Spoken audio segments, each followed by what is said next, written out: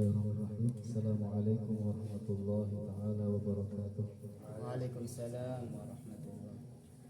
Bismillah walhamdulillah wal khair wa syarr masyiatillah la haula wa la quwwata illa billah. Wassalatu wassalamu ala Rasulillah Muhammad bin Abdullah wa ala alihi wa sahbihi wa mawalah. Qala rabbi shrah li sadri wa yassir li amri wa hlul 'uqdatam min lisani yafqahu qawli. Amma ba'd. Fadilatul Muhtaram Syekh Ali Bafallah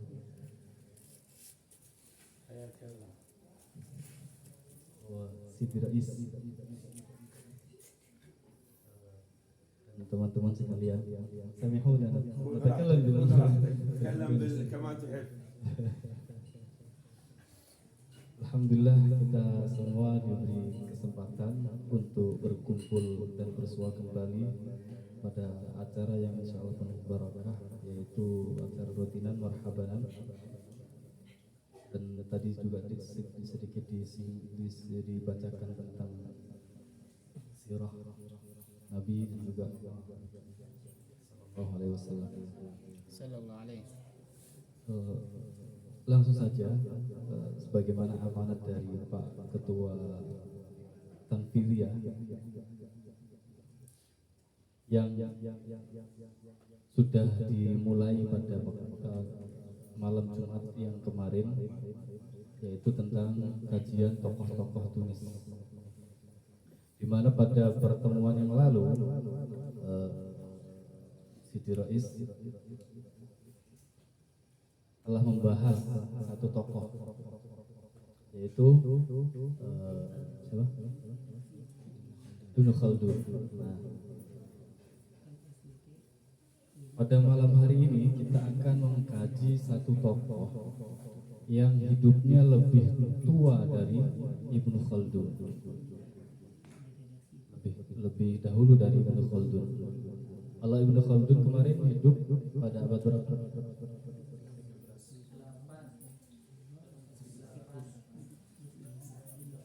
8 Hijriah, abad 8 Hijriah atau awal abad 9 Hijriah. Nah, kalau yang kita kaji sekarang adalah Al-Imam Abul Hasan Asy-Syadzili. Ada yang baca Asy-Syadzili, ada yang baca Asy-Syadzili. Beliau hidup pada abad ke-7, tepatnya yaitu lahir pada tahun 693 Hijriah atau Masehinya 1196 Masehi. Itu lahir beliau di mana kami? Di Maroko, di Umar,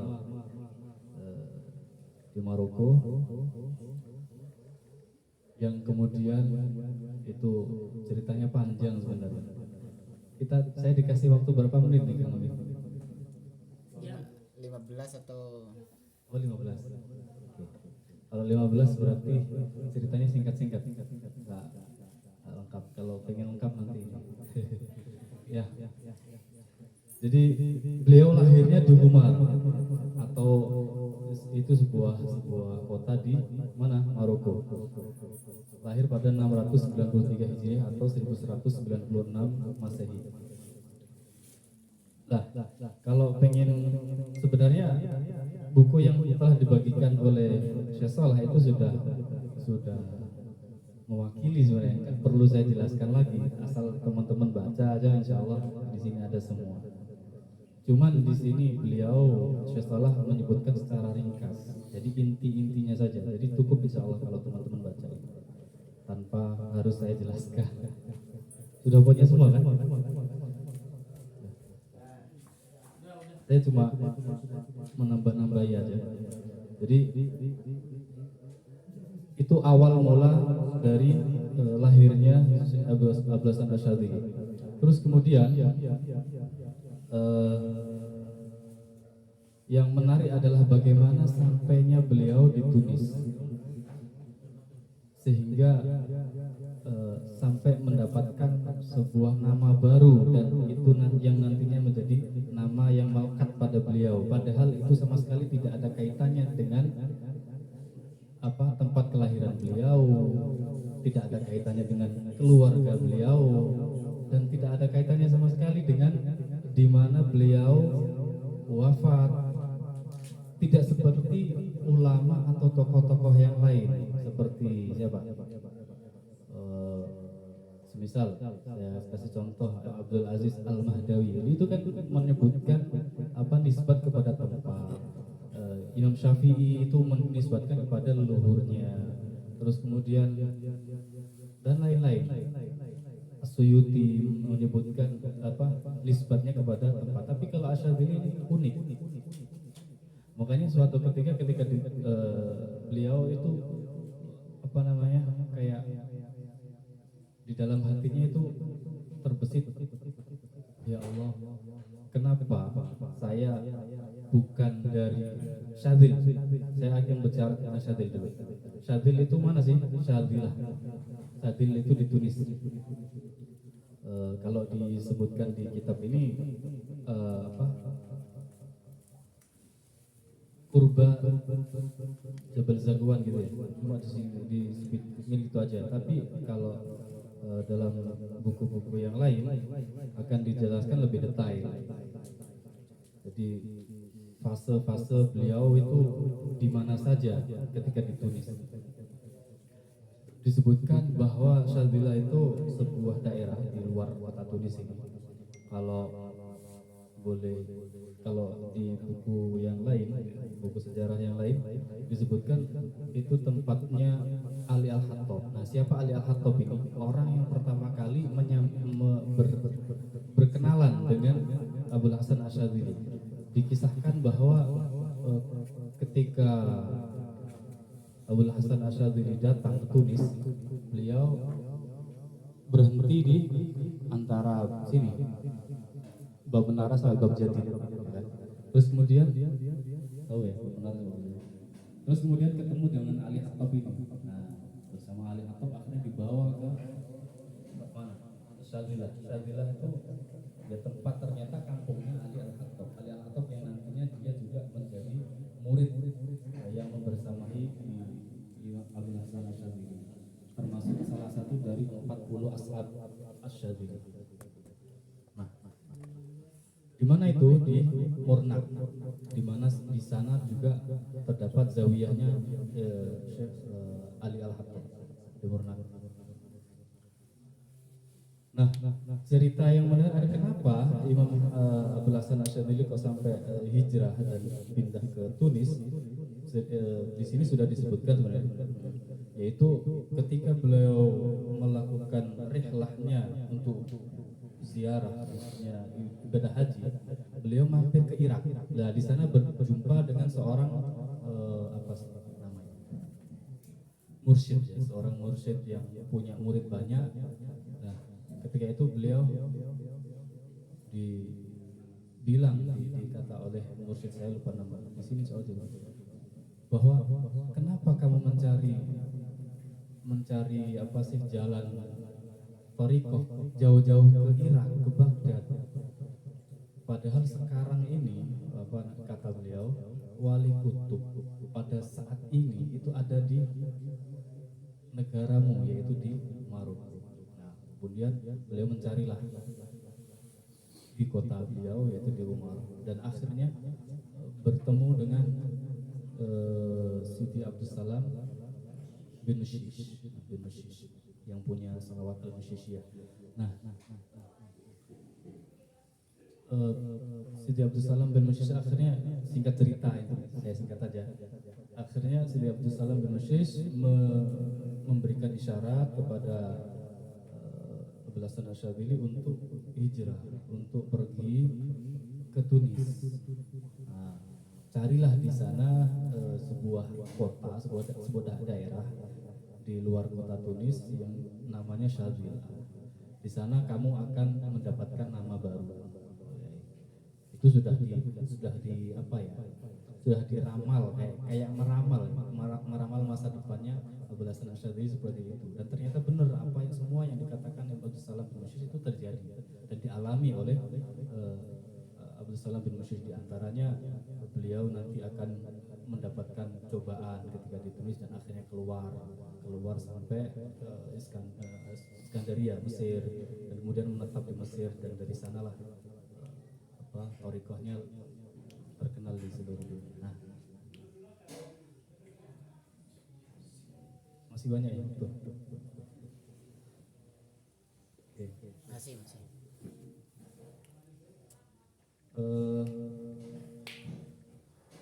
Di Tunis beliau tadi kan saya sebutkan ketika awal kali datang di antara Bab Jadid dan Menara, waktu itu ternyata banyak orang-orang yang kelaparan musim itu, karena waktu itu benar-benar krisis, jadi pada kelaparan. Abul Hasan Asyadzili kasihan kepada mereka, kemudian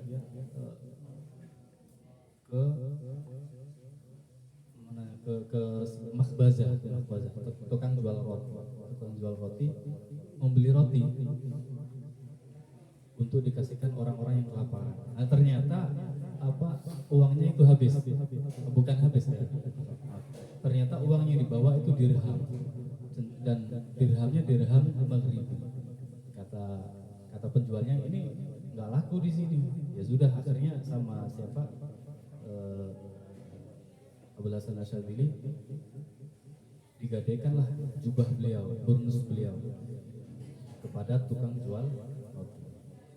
Habis itu dapat roti dibagi-bagikan. Memang beliau terkenal dengan kedermawannya. Kemudian beliau tinggal di Tunis selama beberapa tahun. Tempat tinggalnya adalah di Madrasah Al-Husain As-Sughra. Madrasah Nakhlah tahu? Nah, antara Madrasah Nakhlah dengan Madrasah Sulaimaniyah itu ada Madrasah Al-Husain As-Sughra. Nah, disitulah tempat tinggalnya Abul Hasan Asyadzili dulu ketika di Tunis. Nah, selama beberapa tahun beliau juga belajar di Jami' Az-Zaituna selama beberapa tahun.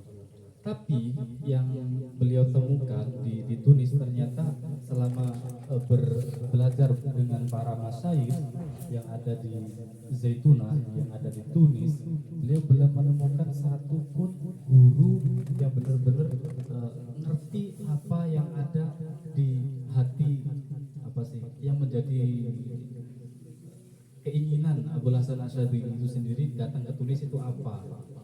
Jadi belum kesampaian, masih penasaran hingga akhirnya jumpa dengan seorang guru yang tahu benar apa sih keinginan Abul Hasan Asyadzili. Siapa itu?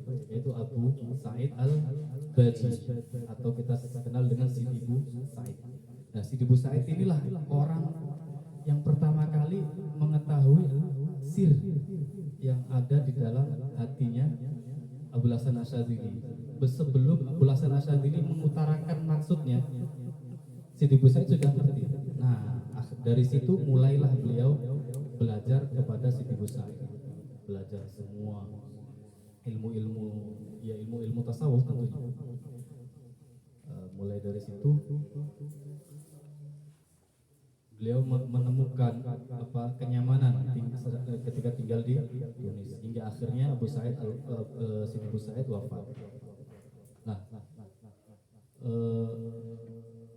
ketika datang Abul Hasan Asyadzili sekitar tahun 622-623 Hijriah, itu belum jumpa Sidi Abu Sa'id, baru beberapa tahun ya setelah itu baru jumpa Sidi Abu Sa'id, hingga akhirnya Sidi Abu Sa'id meninggal. Jadi kesempatannya untuk berguru dengan Sidi Abu Sa'id tidak lama, karena Sidi Abu Sa'id meninggal sekitar 627, saya lupa ya, 627 apa 628. Nah, itu sehingga sangat sebentar. Nah, setelah Sidi Abu Sa'id meninggal, wafat, akhirnya Abul Hasan Asyadzili sudah nggak punya guru ya, akhirnya bersama dengan sahabatnya pergi ke atas gunung Zagwan. Di sanalah mereka berdua itu khalwat, menjauh dari keramaian, beribadah di sana selama cukup lama, bulan-bulan. Nah, hingga akhirnya beliau mendapatkan sebuah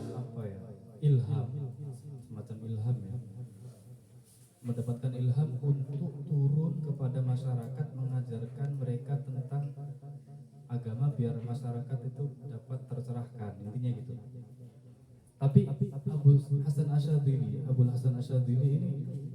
yang Abu Hasan Asyadzili masih ragu. Ragunya kenapa? Dia masih khawatir, takut, hatinya nggak kuat untuk menghadapi masyarakat. Karena berat seorang wali kalau sudah bisa berbaur dengan masyarakat itu sudah tingkatannya udah tinggi. Karena makanya banyak yang nggak kuat. Banyak nggak kuat ketika identitas kewaliannya itu terungkap kepada masyarakat. Itu yang menjadi ketakutan Imam Abu Hasan Asyadzili. Tapi kemudian Ilham itu memberikan jawaban lagi bahwa jangan takut, kami sudah menyiapkan, intinya kamu sudah disiapkan untuk menghadapi itu. Jadi jangan khawatir, maka tawakallah kepada Allah. Itu akhirnya ya sudah, beliau kembali ke kota Tunis, kembali lagi, dan ternyata benar berdatangan para murid-murid, mantan muridnya siapa, Sidi Bu Said, berkumpul untuk mendengarkan mau'idhah atau kalam-kalam hikmah dari Abu Hasan Asyadzili. Murid-murid Abu Hasan Asyadzili, Sidi Bu Said berkumpul. Terus kemudian orang-orang yang dari Syadhilah, orang dari Syadhilah, dari kampung Syadhilah itu juga pada berdatangan karena mereka sudah merasakan itu keilmuan Abu Hasan Asyadzili itu sudah tidak diragukan lagi. Terus kemudian kumpul juga dari rombongannya Siti Madi bin Sultan yang terkenal dengan sebutan khodimnya Sidi Abu Hasan Asyadzili, yang melayani semua kebutuhan beliau. Itu beliau yang menyiapkan ketika mau rihlah, menyiapkan apa saja itu Sidi Madi bin Sultan. Beliau bersama rombongan dari kampungnya, yaitu dari Masruki. Itu daerah antara Kairouan dan Sus, kalau disebutkan di buku itu seperti itu. Dari sana mereka berdatangan. Jadi sangat banyak sekali orang-orang yang belajar kepada Sidi Abu Hasan Asyadzili. Nah, karena banyak sekali pengikutnya, ternyata ini menimbulkan suatu gejolak di kalangan orang yang sudah menjadi tokoh. Yang waktu itu kalau di sini disebutkan Ibnul Barra. Ibnul Barra itu sewaktu itu menjadi qadhi jamaah. Ibnul Barra. Beliau dimakamkan di Zalat. Ibnul Barra ini. Kalau Ibnul Barra karena dia menjadi qadhi jamaah, dia takut jabatan sebagai qadhi ini akan direbut posisinya oleh Abu Hasan Asyadzili. Takut. Kenapa aku bisa takut? Pertama karena dari sisi syakhsiyah, Abu Hasan Asyadzili pribadiannya itu benar-benar dicintai oleh masyarakat. Dari sisi syakhsiyah, apalagi beliau merupakan keturunan dari termasuk syarif, maksudnya keturunan dari Rasulullah yang mendapatkan posisi tersendiri di hati masyarakat. Itu dari syakhsiyah. Kemudian yang kedua dari segi keilmuan. Dari segi keilmuan, Abu Hasan Asyadzili juga sangat unggul, di mana beliau sangat menguasai tafsir, hadis, fikih dan semua. Bahkan mempelajari isi rahasia-rahasia di balik itu semua. Jadi mengumpulkan antara ilmu zahir dan juga ilmu batin. Itu yang menjadi kekhawatiran Ibnul Barra.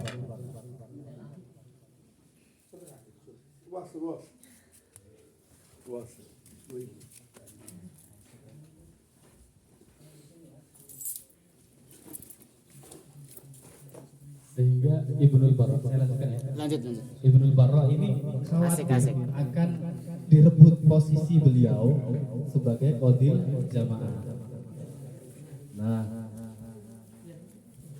karena beliau ingin menyerang dari sisi syakhsiyah, dari sisi kepribadian beliau yang dicintai masyarakat, nggak bisa. Dari sisi keilmuan juga nggak bisa. Akhirnya beliau memutar otak itu intinya mencari akal gimana bisa menjatuhkan nama Imam Abul Hasan Asyadzili, sehingga dimunculkanlah desas-desus, dibisikkanlah siapa Sultan Abu Zakaria Yahya Al-Habsyi, pendiri apa Daulah Hafsiyah. Itu beliau sultan pertama, raja pertama Daulah Hafsiyah. Memerintahnya mulai tahun 631 sampai 649. Nah, beliau membisikkan kepada Sultan Abu Zakaria ini bahwa Abul Hasan Asyadzili ini orangnya berbahaya untuk keberlangsungan kerajaan Hafsiyah. Apa alasannya? Beliau mengatakan Abul Hasan Asyadzili ini termasuk syaraf, termasuk keturunan Rasulullah. Beliau itu termasuk keturunan Fatimi. Nah, udah ini kan, kalau udah menyebut Fatimi maka akan terbesit dalam Abu Zakaria Yahya sejarah kelam dari Ifriqiya, yaitu pada terbentuknya atau berdirinya dinasti Fatimiyah dari madhab Syiah, di mana ketika Fatimiyah itu bangkit lagi, itu akan mengancam keberlangsungan kerajaan Hafsiyah. Itu yang menjadi ketakutan. Akhirnya Abu Zakaria Yahya mengumpulkan semua masyayikh, dan juga mendatangkan Imam Abul Hasan Asyadzili ini di dalam satu majelis, dihadirkan semua di Kasbah. Abu Zakaria ya berada di balik tembok, di balik hijab, di balik tembok, mendengarkan mereka lagi berdebat bagaimana. Ternyata seru kan. Abu Zakaria Yahya itu menikmati. Ternyata nggak ada yang salah dengan keilmuan dan juga dengan malah kebanyakan semua pendapat yang dilontarkan oleh Ibnul Barrah dengan teman-temannya itu semua dipatahkan oleh Abul Hasan Asyadzili. Dari situ Abu Zakaria Yahya udah nggak khawatir lagi, ternyata nggak ada yang perlu dikhawatirkan dari sosok Imam Abul Hasan Asyadzili. Sudah, habis itu Abu Zakaria Yahya keluar, udah saya nggak ada masalah dengan Abul Hasan Asyadzili. Ternyata Ibnul Barrah masih saja nggak terima gitu, malah lebih dekat gitu kan. Akhirnya bisikkan lagi kepada Abu Zakaria ya, kalau Abul Hasan Asyadzili ini sampai keluar dari Kasbah, maka para penduduk Tunis akan menjatuhkan kerajaan, karena mereka sudah berkumpul di luar di depan pintu. Kalau Abul Hasan Asyadzili keluar, mereka langsung menyerbu kerajaan. Pikir-pikir lagi Abu Zakaria Al-Habsyi ini, sultan ini. Akhirnya ya sudah, kalian para masyayikh ini dibilang kalian keluar dulu. Abul Hasan Asyadzili biarkan di sini. Habis itu sudah, akhirnya aman. Abul Hasan Asyadzili terus ngobrol banyak dan ternyata semakin dekat dengan hubungannya dengan singkat cerita lagi-lagi rivalnya itu selalu nggak terima, banyak sebenarnya. Terus akhirnya Abul Hasan Asyadzili berniat untuk pergi haji dan di sanalah mampir di Iskandaria, Alexandria,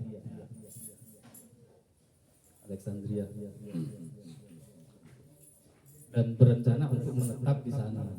Akhirnya dijual lah rumahnya yang di dekat Jami Zaitun itu dijual. Kemudian pergi ke sana ala tul, nggak balik lagi ke Tunis. Niatnya seperti itu. Nah, bersama dengan beliau, murid beliau yaitu Abul Abbas Al-Mursi. Murid beliau yang kemudian melanjutkan menjadi khalifahnya atau pengganti dari Sidi Abul Hasan Asyadzili, yang kemudian punya murid juga yang mengarang kitab Al-Hikam, yaitu Ibnu Athaillah As-Sakandari. Nah, kalam-kalam Abul Hasan Asyadzili itu diabadikan di sana di Ibnu Athaillah di Hikam itu diantaranya, dan masih banyak lagi sebenarnya hikam-hikamnya. Nah, terus kemudian kemudian beliau kembali lagi ke Tunis, tapi nggak lama, cuma setahun ya. Ketika Sultan Abu Zakaria Yahya itu meninggal pada tahun 649 atau 647 gitu. Itu cuma setahun aja, dan kemudian digantikan oleh anaknya, yaitu Al-Mustansir. Beliaulah yang ibu beliau yang membangun Jamin Hawa itu. Nah, setelah itu baru beliau tinggal di mana tadi, di Mesir. Lah, ketika perjalanan haji kan sampai di Alexandria, ternyata Ibnul Barra ini mengirim surat kepada raja bahwa telah melewati negara seorang yang berbahaya, gitu kan. Orang yang berbahaya, dia telah mencoba untuk dia musuh dari negara kami, kerajaan kami. Maka hati-hatilah dengan orang ini, bisa-bisa akan meruntuhkan kerajaan kamu, intinya gitu. Kemudian benar, ketika di sana belasan Asy'ari ini ditahan oleh raja, tapi lagi-lagi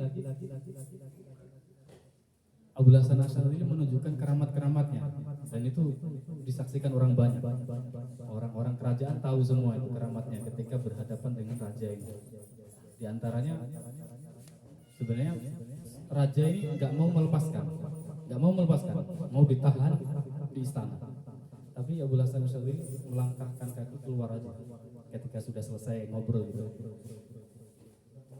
Dan rajanya ini nggak bisa menghentikan. Ketika sudah dua langkah, ternyata raja ini nggak bisa bergerak apa-apa, nggak bisa ngomong. Terus kemudian Abu Hasan Asy'ari berbalik, disuruh para pengawalnya mencium tangan Abu Hasan Asy'ari, disuruh untuk balik. Akhirnya didoakanlah sama Abu Hasan Asy'ari, akhirnya kembali normal lagi dan dimaafkan, sehingga bisa melanjutkan perjalanan haji. Dan kemudian pada beliau sering berangkat haji, dan di akhir wafat beliau, di akhir usia beliau, menjelang wafatnya, beliau sudah berniat untuk ibadah haji.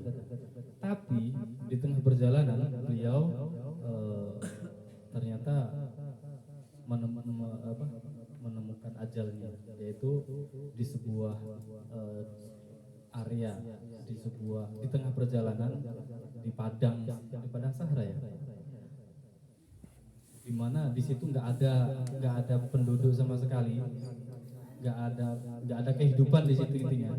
Dan ternyata itu merupakan salah satu dari ijabahnya doa beliau, di mana beliau memohon untuk dimakamkan di tempat yang tidak pernah dipakai untuk maksiat di bumi ini, yaitu di mana, di Humaitara.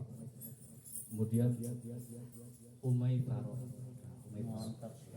Nah itu Sidi Muhammad Haidar itu lebih hafal di Humaitara itu di mana, saya nggak tahu ya karena itu di Mesir.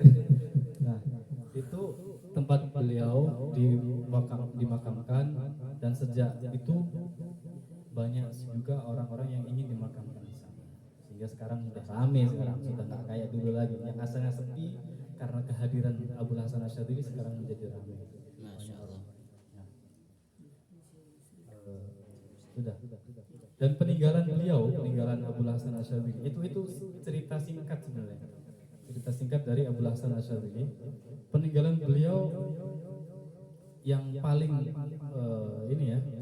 beliau punya doa-doa, punya hizib, bahkan kalau bisa ditulis itu ada 15 hizib. Ada hizib Fatah, ada hizib Bahr, ada hizib Kabir, hizib Bar, hizib apalagi hizib Syakwa, hizbul Ayat, banyak, ada 15 paling tidak, kurang lebih. Nah, hizib-hizib itu beliau ajarkan pada murid-muridnya, dan tiap hizib itu punya amalannya masing-masing. Ala kulli hal beliau sangat banyak peninggalannya, terutama kalam-kalam hikmah beliau yang selalu menginspirasi dari dulu sampai sekarang. Bagaimana beliau kalau istilahnya Jokowi kan merevolusi mental. Jadi umat itu nggak cuma butuh apa sih namanya, nggak cuma butuh bagaimana caranya beribadah, caranya wudhu, nggak cuma butuh itu aja, tapi juga perlu menata hati bagaimana apa sih ketika beribadah, sehingga Rasulullah bersabda kan ada 3 tingkatan, al-Islam, al-Iman, dan al-Ihsan. Mungkin cakupan dari tasawuf itu adalah al-ihsan itu tadi, ya bagaimana kita beribadah seolah-olah Allah itu melihat kita, kalaupun Allah tidak melihat kita, kita merasa bahwa Allah kita melihat Allah, atau kita merasa bahwa Allah itu melihat. Siap. Maaf ya, agak nggak teratur. Apalagi udah itu kalam-kalam beliau. Udah, kadang kalau kita menyebutkan tokoh, apalagi ulama, pasti tidak lepas dengan sebuah karya, dan karya itu pada umumnya adalah kitab. Yang menjadi pertanyaan, apakah Abul Hasan Asyadzili punya kitab?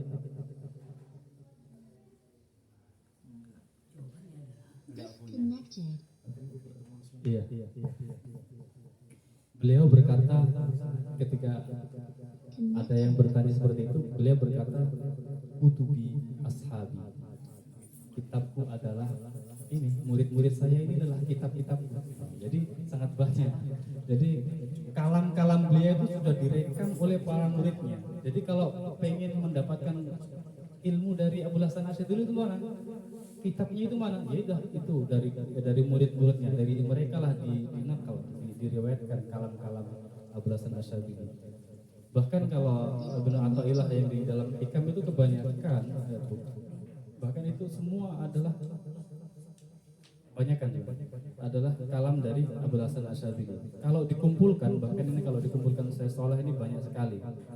Bagaimana beliau Imam Abul Hasan Asyadzili itu bicara banyak sekali tentang apa sih, sebuah pegangan hidup, sebuah filosofi hidup, dan juga ilmu-ilmu hakikat, ilmu-ilmu apa. Jadi khas beliau itu ada ini kan banyak. Hakikatul zuhud, bagaimana itu zuhud yang sebenarnya itu seperti apa, terus kemudian hakikatul mahabbah itu seperti apa. Banyak sekali, saya nggak bisa sebutkan satu persatu, bisa dibaca sendiri. Yang jelas itu semua adalah mutiara yang perlu kita renungi, apa sih hikmah-hikmahnya dan juga rahasia di balik kalam-kalam hikmah itu sendiri. Yang selalu saya ingat adalah kita harus tahu makom kita. Makom kita itu sebagai apa? Makom kita itu sebagai apa? Ketika maka yang paling terkenal kalau di kajian sufi itu adalah man arafa nafsahu faqad arafa rabbahu. Ini bukan hadis. Man arafa nafsahu faqad arafa rabbahu. Bagaimana seorang itu bisa ma'rifatullah ketika dia sudah benar-benar mengenal siapa dirinya sendiri dan menemukan bahwa dirinya itu jauh sangat hina.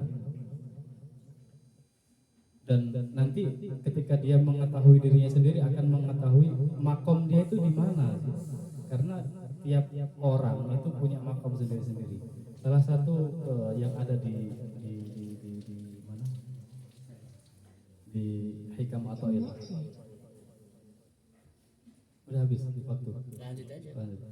Yaitu ketika Ibnu Athaillah mengatakan iradatuka at-tajrid ma'a iqamatillah iyyaka fil asbab min asyahwatil khafiyah, dan wa iqamatuka fil asbab ma'a iqamatillah iyyaka fit tajrid min asyahwatil khafiyah.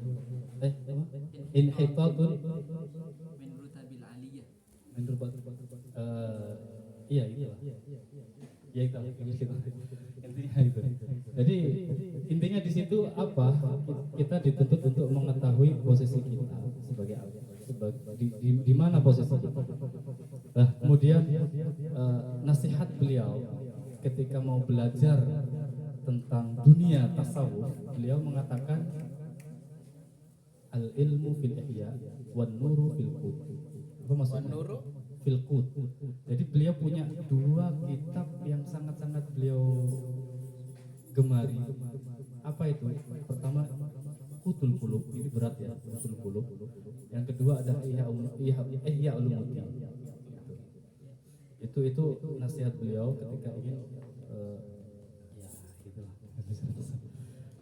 Mungkin itu saja yang bisa saya sampaikan. Mohon maaf karena agak kacau saya menyampaikannya. Semoga ada manfaat dan mungkin kalau ada pertanyaan silahkan ditanyakan. Kalau saya bisa jawab, saya jawab. Kalau enggak ya mungkin bisa dibantu teman-teman yang lain atau bisa saya tunda untuk menemukan jawabannya. Kurang lebihnya mohon maaf ya. Assalamualaikum warahmatullahi wabarakatuh. Waalaikumsalam warahmatullahi wabarakatuh. Kalau ada yang mau ditanyakan bisa langsung. Saya nanya, punya istri berapa Imam Syadzili? Nanyanya Ya, biar cepet aja. Ini pertanyaan ya. Pertanyaan masih direkam kan? Masalah istri. Kalau masalah istri ya, saya belum menemukan sumber kalau menjelaskan tentang istri. Cuma memang beliau punya anak. Kalau disebutkan di buku itu Abul Hasan Asyadzili itu punya beberapa anak yang beliau bawa ke Alexandria bersamaan ketika pergi haji. Di ada tiga putra dan satu putri. Itu cuma yang nggak disebutkan siapa istrinya karena jarang ya menyebutkan istri itu jarang. Sekarang saya tanya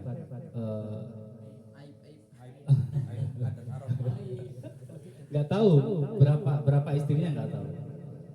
Kalau anaknya cuma segitu mungkin ya satu ya. Yang bersama beliau nggak tahu yang di luar itu. Yang jelas sudah nggak perlu. Kayak Syaitan bin Asyur, siapa istrinya kan nggak tahu juga kita. Madam Asyur. Udah itu aja. Mungkin itu. Yang jelas beliau punya istri, bukan ulama azab ya. Kan ada ulama azab. Ada lagi?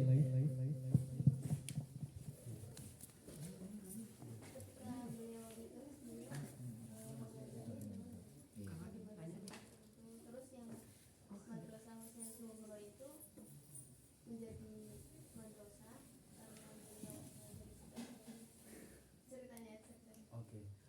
Coba pertanyaannya tadi gimana? Gak dengar. Oh, ini ada Hanifah, Milata Hanifah, biasa dikenal dengan Bumil. Ya. Dia